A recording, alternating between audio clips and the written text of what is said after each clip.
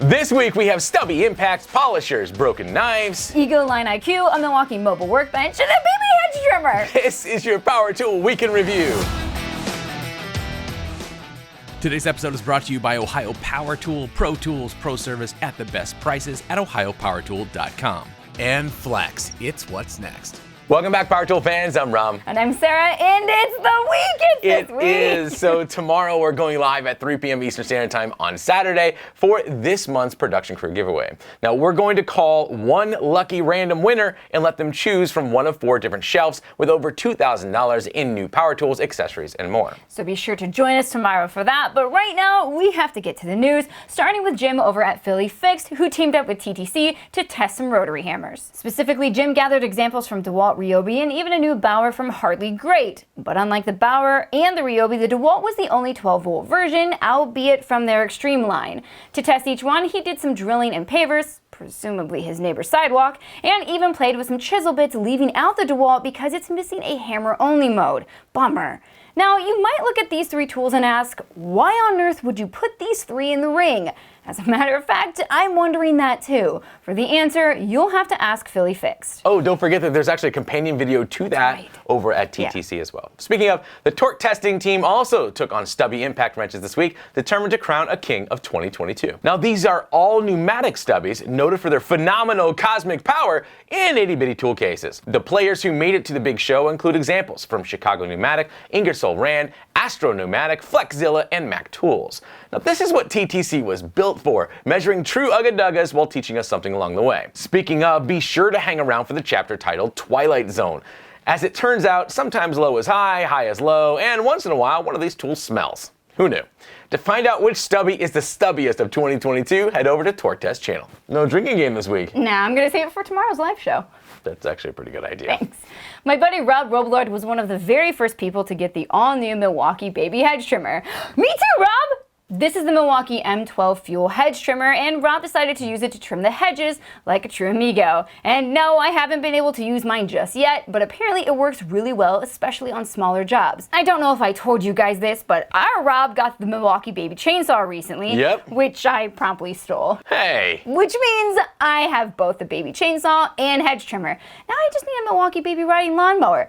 What's the holdup, Milwaukee? To get Rob's insight into the true value of the new hedge trimmer, head over to Toolbox Buzz. Back in February, Todd over at ProjectFarm decided to test a large group of EDC or everyday carry knives. And the review was just as fun and informative as you would expect. But if you read the comments, there were a lot of knives left out, and Todd eventually agreed. This week he posted a part 2, adding a whole slew of new contenders from the likes of CRKT, Gerber, Leatherman, Kershaw, DeWalt, Milwaukee, and more. The tests were the same this round, including sharpness, blade tip strength, lock strength, and even lateral stability. And as an added bonus, Todd includes a special knife that his friend has been using for nearly 70 years, something you really shouldn't miss. If you want to find that story and, of course, the test results, head over to ProjectFarm. If you watched last week's show, you know that Matt from 731 Woodworks is currently helping us pick out tools for our 4th and final giveaway shelf. Last week he came onto the show and highlighted half of his choices, including a bunch of DeWalt power tools. Today, he's here to show us the rest of his choices. Hey, Matt. I want to add this miter saw. Not this one, but the same model, the DW779. This was my first big power tool purchase, and it changed the game for me as far as woodworking goes. I could create accurate miter cuts, which I couldn't do before using a speed square and a circular saw. This is an excellent workhorse for your shop. I've had this saw for over 5 years, not a single problem with it at all. It's an excellent tool, and I highly recommend it, and whoever wins the shelf is going to get one. Woodworkers just can't woodwork without clamps, and in my opinion, Bessie Revo parallel clamps are some of the best in the business, and you're going to get a pair of 31-inch Bessie Revos because I like them so much. When you need those parallel glue ups doing all sorts of things like cutting boards and charcuterie boards or whatever you're making, these 2 jaws are going to stay parallel, and these have excellent clamping pressure. These are really good clamps. I'm also a big fan of Jorgensen clamps, the F-style clamps. They're really beefy. They're not going to bend or break on you. These are excellent clamps. You're also going to get a set of these. So that's going to get you started off on the right foot as far as clamps go. Last but certainly not least is a tool I use almost daily when I'm in the shop, are these setup blocks from Craig. Let me show you. These are some of the most convenient tools you can have for setting the depth of router bits. This one It has a little notch that you can set, make sure you get exactly 3/8 of an inch. They come in this convenient hard case that goes from 1/8 all the way up to a 1/2 inch. These can be used at the table saw to set the depth of your blade. They can also be used to set the distance from your blade to your fence. You can use them on the router table, the bandsaw. There's just tons and tons of uses for these Craig setup blocks. But wait, there's more. Miss 731, my wife and I would love to donate a $250 gift card for you to use so you can pick up anything I may have left off my shelf, like router bits or sandpaper or even a tool that you're wanting that's not on this shelf. I hope you enjoy that. And that's it. Those are some of my favorite tools I have in the shop that I use all the time. If you pick my shelf, I hope you enjoy them as much as I do.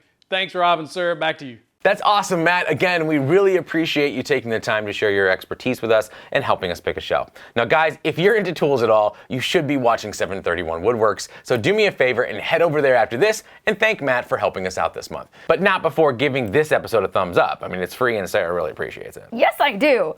Machinery Nation is off to a really good start this week, testing a whole slew of battery chargers and educating us at the same time with the help of James's twin brother, James, or Norman, or something like that, I don't know. James does indeed test a stump ton of battery charges from Milwaukee, Stihl, and Ego, and shows us exactly how much time you can save with the rapid versions. But before he does that, we get an in-depth battery education from this guy. That is apparently James's twin brother. And while he's a little sus, I've decided to instead just be grateful that his twin just wears a cool hat, instead of going way out of his way to look like Ted Lasso, like Rob's twin brother, Chase. Fortunately, I was on maternity leave the only time he visited our studio. Anyways, James and Norman both do a great job. If you'd like to know more about tool batteries and the chargers that charge them the best, visit Machinery Nation. What? For what it's worth, I actually offered to bring back Chase just for this bit. No, thank you. Yeah, that was the general sentiment of like everybody in the household. No Chase. Right. All right, fine. Moving on, our buddy Nate over at DoresoomReviews is back reviewing tools this week, just as he got his hands on one of Ego's latest innovations. This is the Ego Power Plus Power Load with Line IQ 56-volt 16-inch telescopic cordless string trimmer. That is the real name, by the way, and for some reason it comes with a 36-inch long business card. While the high-efficiency brushless motor, telescopic carbon fiber shaft, and power load self-loading line tech is already enough to get my attention, it's the eponymous Line IQ that is most deserving of it. It's an auto-sensing technology that monitors and feeds the length of the line, maintaining a continuous 16-inch cutting swath. Nate takes the time to show you how to assemble it, use the multiple speeds, and puts the advanced string trimmer to work around his house. He noted that even with a smaller 4-amp-hour battery, he only used a single bar of power to finish his entire property. It wasn't without its issues though, including a new style of safety switch that he found difficult to get used to, and a height bias that makes it less accommodating to shorter users. So does that make it a good choice for you? You can find out at DoresoomReviews. There are two more videos I wanted to point out before we go. First, our buddy Mark Thomas found one of Milwaukee's new 52-inch high-capacity mobile workbenches at Home Depot and decided to bring it home, and boy does it look nice. Besides the fantastic build quality and generous list of features, including a built-in power strip and USB chargers, it also has a worktop with room underneath, specifically enabling a bunch of different clamping options. Unfortunately, Mark ruins the whole review with this. So we have a couple clamps right there, we have a barrel grip jigsaw, and then we have the D-handle jigsaw. So if I had to make room for just one, hashtag D-handle for life. Disowned, Mark! And last of all, Tim over at Shoptoolreviews got a hold of one of Milwaukee's new polishers and brought it to a pro shop in his area, Michael's Auto Detailing, and let the guys there put the polisher to work. And the results were really informative. These are Milwaukee's first shot at a pro polisher, and after seeing the pros' reactions, we're convinced they're onto something. They seem to love the power, portability, and most significantly, the runtime they are seeing with M18 batteries. If you work in the detailing world, or if you're infected with a severe case of buy it if it's red, you'll want to stop over at Shoptoolreviews. So are you guys ready to win a stump ton of new tools? We hope that you join Sarah and I tomorrow at 3 p.m. Eastern Standard Time for our monthly production crew giveaway. Now, besides the big prize, we'll also have a few random giveaways that we'll be giving to people in the chat, so don't miss it.